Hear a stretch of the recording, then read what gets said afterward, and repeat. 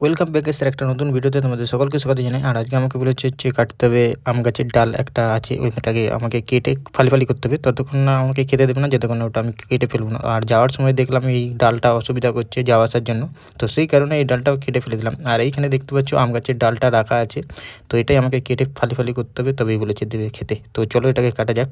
তো প্রথমে আমি একটু টুকরো টুকরো করে কেটে নেবো। তো যত টুকরো করব তত ভালো, তার মানে এখনও ছোটো ছোটো করতে হবে তবে তো। তো এখানে দেখতে পাচ্ছি প্রথমে এইগুলো এরকম করে কাটছিলাম, তো অনেক ফলস খাচ্ছিলো, কিছু কিছু কাটছে কিছু কিছু কাটছে না, ঠিক আছে।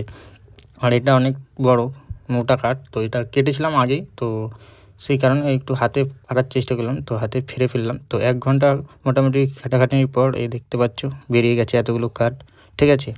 তো মানে আর কি মাথার ঘাম পায়ে ফেলে তবে হলো 1 ঘন্টা কাজ করে। আর এখানে আমার রয়ে যাচ্ছে কুরুল।